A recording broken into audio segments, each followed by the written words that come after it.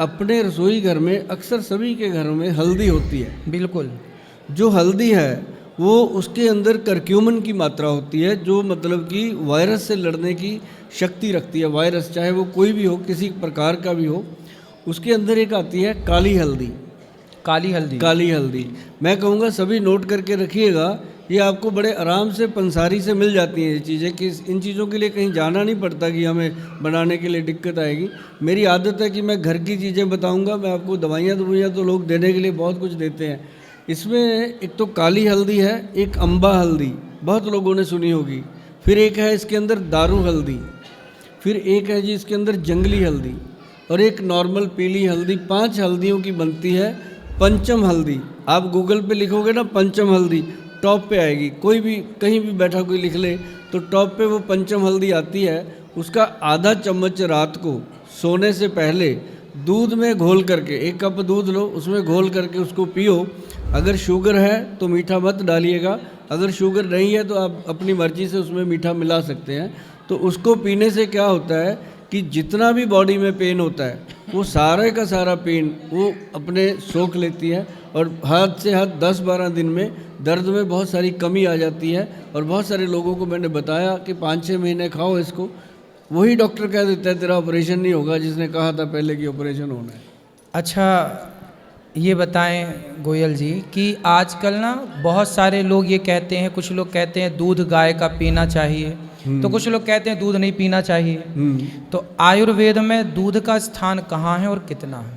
दूध का सबसे पहले दूध का स्थान है। अगर कोई बीमारी है तो भी, नहीं है तब भी। अब जैसे हम बताते हैं, बहुत सारे लोग हैं कहते हैं जी आप गोयल साहब बता देते हो हल्दी दूध में डाल के लेनी चाहिए, हमें तो कोलेस्ट्रॉल बढ़ता है। मैंने कहा भाई हमने हल्दी वो नहीं कही जो आप रसोई में रखी हुई है, मैंने पंचम हल्दी बोली है। जो अम्बा हल्दी है और दारू हल्दी है, ये यूरिक एसिड को, कोलेस्ट्रॉल को और जोड़ों के दर्द को कम्प्लीटली कवर कर लेती है। इसको अगर दूध में मिला के लेते रहो तो ये एक अपने आप में बहुत बड़ी औषधि का काम करती है। जी।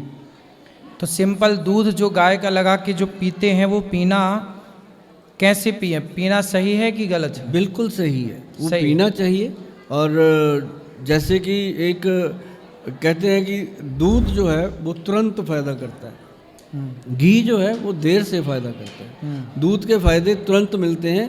ये एक भ्रांति हो गई है कि दूध नहीं पीना चाहिए, वो हम कहीं कहीं कह देते हैं हम भी, जहाँ हमें पता है कि मिलावट का दूध है। हम चंडीगढ़ में रहते हैं, सारा पैकेट का दूध आता है। यदि स्वयं गाय रखे कोई और शुद्ध देशी गाय हो, हाँ, तो उसका दूध तो अमृत है। अमृत है जी, बहुत बीमारियों में फ़ायदा करता है, बहुत सारी बीमारियों में फ़ायदा करता है। जो बाजार का दूध होता है पैकेट वाला, पता नहीं कितना पुराना है, वो दूध के लिए कुछ लोग मना करते होंगे, लेकिन जो शुद्ध देशी गाय आप घर में रखते हैं, हम सब रखते हैं, गाय का दूध सदा से अमृत था, अमृत है और अमृत ही रहेगा।